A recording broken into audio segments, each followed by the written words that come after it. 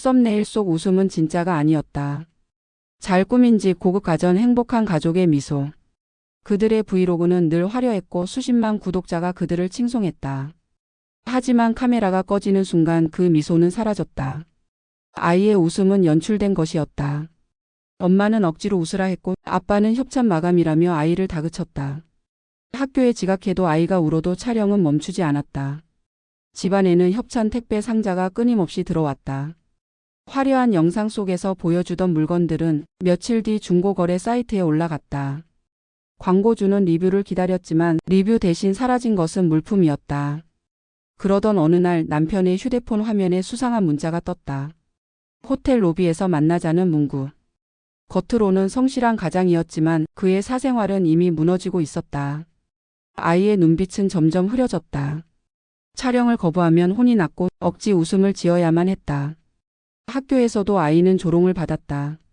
친구들은 부모의 영상을 보고 따라 웃었고 아이의 하루는 고통으로 가득 찼다.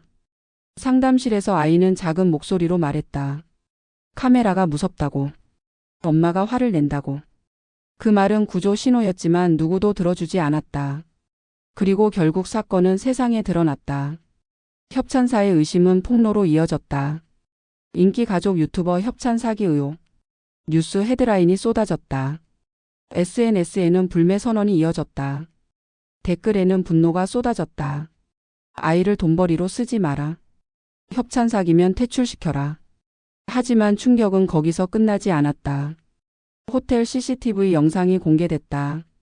남편은 젊은 여성과 함께 엘리베이터에 올랐고 호텔 영수증에는 그의 포인트 적립 내역이 찍혀 있었다. 분류는 더 이상 의혹이 아니었다. 여론은 폭발했다. 아이의 학교는 아수라장이 됐다. 교실에서 아이는 숨죽여 울었다.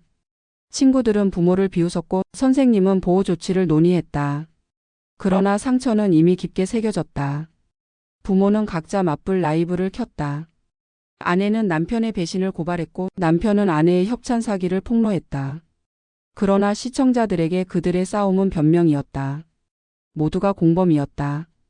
브랜드는 협찬을 끊었고 광고주는 손해배상을 청구했다. 법원은 아이의 복지를 위해 상업적 촬영 중지를 명령했다. 아이의 초상권은 이제야 지켜졌다. 그러나 가정은 산산조각이 났다. 빈집. 테이블 위에는 아이의 그림 한 장이 남아 있었다. 그림 속 가족은 여전히 웃고 있었지만 가운데 놓인 카메라는 지나치게 크게 그려져 있었다. 남편은 서랍 속에서 메모리 카드를 발견했다. 편집되지 않은 원본 영상. 아내의 목소리가 담겨 있었다. 포장만 보여주면 돼. 리뷰는 필요 없어. 영수증 처리는 부탁해. 거짓의 진실은 모두 기록돼 있었다. 남편은 결국 카메라 앞에 섰다. 그리고 고백했다. 불륜도 협찬 사기도 모두 사실입니다. 아이를 힘들게 했습니다. 이 영상을 마지막으로 채널을 닫겠습니다. 그러나 끝은 아니었다. 또 다른 기사. 아내 역시 다른 남성과 장기간 교제를 이어왔다는 사실. 누구도 무죄가 아니었다. 아이의 일기장에는 이렇게 적혀 있었다. 나는 그냥 평범하고 싶다. 학교 다니고 친구와 놀고 카메라 없는 집에서 살고 싶다. 썸네일 없는 하루. 그것이 이 집에 필요한 것이었다. 아이의 웃음을 지키는 것은 어른의 책임이었다. 그러나 또 한 통의 메일이 도착했다. 그들의 메일함에 도착한 단 한 줄.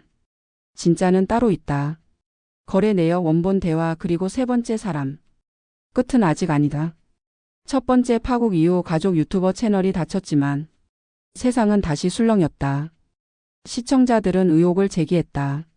그들이 숨긴 세 번째 인물은 누구인가? 그리고 진짜 배우는 누구인가? 언론은 새로운 제보자를 찾아냈다. 내막을 알고 있다는 한 전직 직원. 그는 익명으로 이렇게 말했다. 협찬 물품은 가족이 아니라 다른 곳으로 흘러갔습니다. 그리고 그 거래에는 제3자가 있었습니다. 새로운 폭로는 더 큰 파문을 불러왔다. 중고 거래를 넘어 브랜드와의 뒷거래, 현금화된 광고비, 세탁된 돈의 흔적까지. 단순한 사기가 아니었다. 조직적인 범죄의 냄새가 퍼졌다. 남편은 몰락했지만 그의 이름으로 열렸던 비밀 계좌가 발견됐다. 그 계좌에서 빠져나간 돈의 일부가 알 수 없는 이름으로 송금돼 있었다. 그 이름은 아내도 남편도 아닌 제3의 인물. 세 번째 사람. 모든 의혹은 그를 향했다. 언론은 그의 정체를 추적하기 시작했다. 그는 오래전부터 부부 채널의 매니저로 활동했으며 카메라 뒤에서 모든 것을 관리했다. 그러나 화면에 등장한 적은 없었다. 그는 그림자였다. 새로운 사실이 드러났다. 아내의 불륜 상대와 이 세 번째 인물은 연결돼 있었다.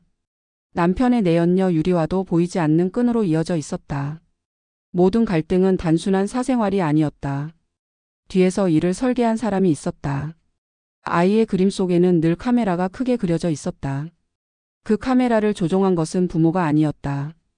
보이지 않는 또 다른 손이 있었다. 세 번째 사람은 처음부터 콘텐츠의 성공을 위해 가족을 이용했고 그들의 파국조차도 흥미로운 스토리로 팔아넘겼다. 그는 새로운 채널을 준비하고 있었다. 진짜 이야기라는 이름의 채널.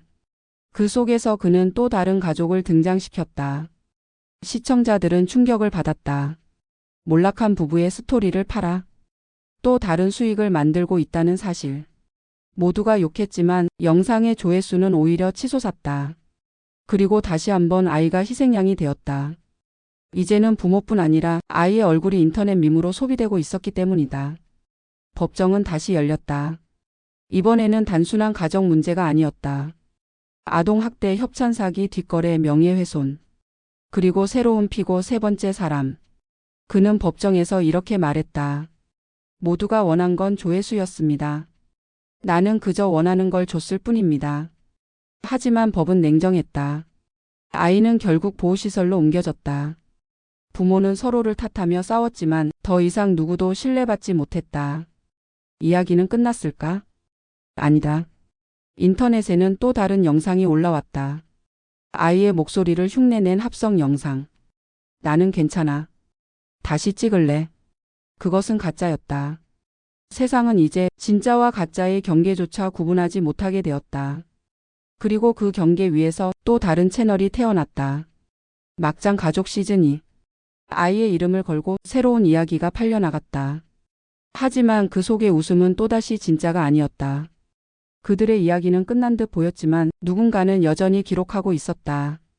세 번째 사람 아직 무대 뒤에 숨어 설계하고 있는 진짜 그 누군가가